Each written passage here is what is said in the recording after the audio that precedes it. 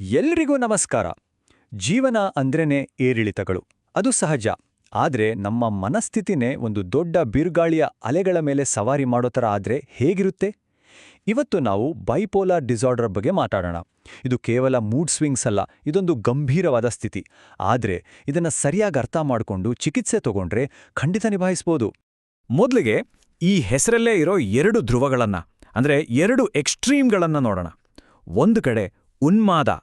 ಇಲ್ಲಿ ಶಕ್ತಿ ತುಂಬಿ ತುಳುಕಾಡ್ತಿರುತ್ತೆ, ತಲೆಯಲ್ಲಿ ಯೋಚನೆಗಳು ರೇಸೋಟ ಹಾಗೆ, ನಿದ್ದೆನೇ ಇಲ್ದಿದ್ರೂ ಸುಸ್ತಾಗಲ್ಲ.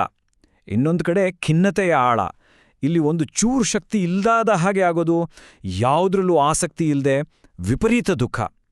ಸೊ ಈ ಎರಡು ತುದಿಗಳ ಮಧ್ಯ ಓಡಾಡೋದೇ ಬೈಪೋಲರ್ ಡಿಸಾರ್ಡರ್. ಈ ಸ್ಥಿತಿಯಿಂದ ಬಳಲ್ತಿರುವವರು ಒಂಟಿಯಲ್ಲ ಗೊತ್ತಾ. ಪ್ರತಿ 100 ವಯಸ್ಕರಲ್ಲಿ ಒಬ್ರಿಗೆ ಈ ಸಮಸ್ಯೆ ಇರುತ್ತೆ.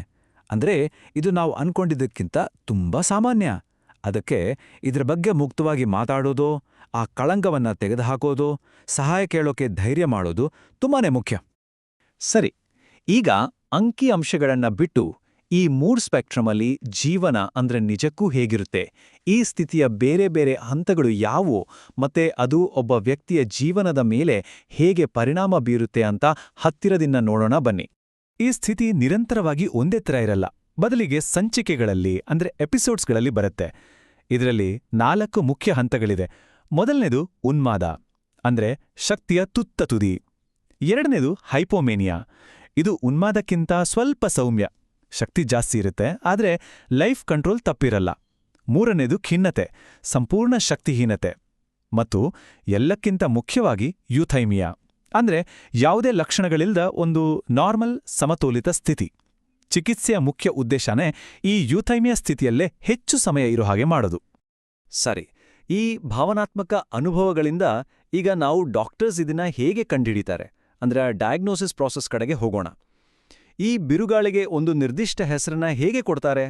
ಇಲ್ಲಿ ಬೈಪೋಲಾರ್ 1 ಮತ್ತು ಬೈಪೋಲಾರ್ 2 ನಡುವಿನ ವ್ಯತ್ಯಾಸ ತಿಳ್ಕೊಳ್ಳೋದು ತುಂಬಾನೇ ಮುಖ್ಯ.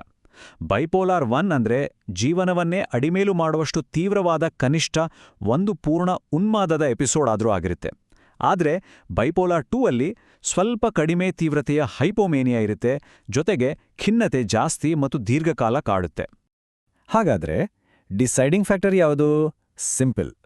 ಬೈಪೋಲಾರ್ ಐ ಡಯಾಗ್ನೋಸಿಸ್ಗೆ ಒಂದು ಫುಲ್ ಉನ್ಮಾದದ ಎಪಿಸೋಡ್ ಆಗಿರಲೇಬೇಕು. ಅದೇ ಬೈಪೋಲಾರ್ 2ಗೆ ಕನಿಷ್ಠ ಒಂದು ಹೈಪೋಮೇನಿಯಾ ಮತ್ತು ಒಂದು ಖಿನ್ನತೆಯ ಎಪಿಸೋಡ್ ಆಗಿರಲೇಬೇಕು. ಇದು ಡಯಾಗ್ನೋಸಿಸ್ನ ಬೇಸಿಕ್ ಫ್ರೇಮ್ವರ್ಕ್. ಇದ್ ಕೇಳಕ್ಕೆ ಸಿಂಪಲ್ ಅನ್ಸುತ್ತೆ ಅಲ್ವಾ?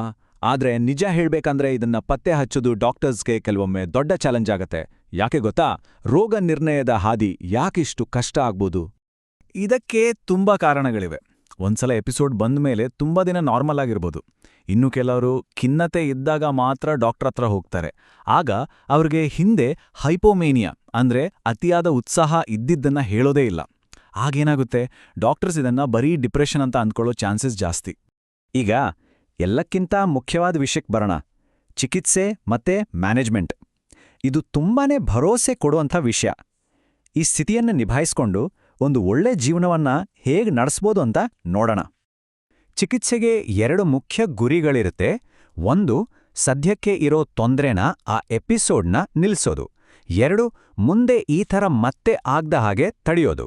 ಅಂದ್ರೆ ಈಗಿನ ಸಮಸ್ಯೆಯನ್ನ ಪರಿಹರಿಸೋದು ಮತ್ತು ಭವಿಷ್ಯದಲ್ಲಿ ಸಮಸ್ಯೆಗಳು ಬರದ ಹಾಗೆ ನೋಡ್ಕೊಳ್ಳೋದು.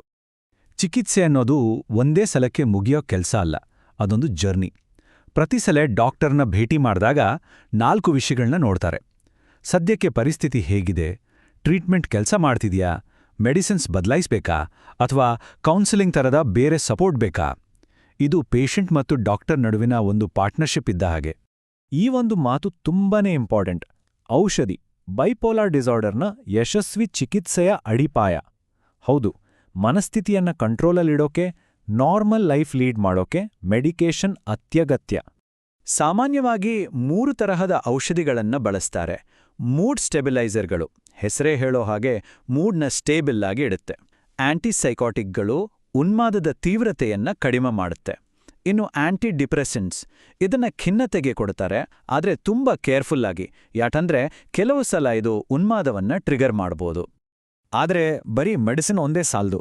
ಅದರ ಜೊತೆಗೆ ಸೈಕೋಸೋಷಿಯಲ್ ಟ್ರೀಟ್ಮೆಂಟ್ಸ್ ಕೂಡ ಅಷ್ಟೇ ಮುಖ್ಯ. ಅಂದ್ರೆ ಈ ಕಾಯಿಲೆ ಬಗ್ಗೆ ಸರಿಯಾಗಿ ತಿಳ್ಕೊಳ್ಳೋದು, ಕೌನ್ಸಿಲಿಂಗ್, ಥೆರಪಿ ಮತ್ತೆ ಸಮುದಾಯದ ಬೆಂಬಲ ಇವೆಲ್ಲ ಸೇರಿದಾಗ ಚಿಕಿತ್ಸೆ ಪರಿಪೂರ್ಣ ಆಗತ್ತೆ. ಸರಿ, ಈಗ ನಾವು ಲಾಂಗ್ ಟರ್ಮ್ ಮ್ಯಾನೇಜ್ಮೆಂಟ್ ಬಗ್ಗೆ ಮಾತಾಡೋಣ. ನೆನ್ಪಿಡಿ, ಇದು ಒಬ್ಬರ ಜರ್ನಿ ಅಲ್ಲ, ಇದೊಂದು ಟೀಮ್ ಎಫರ್ಟ್.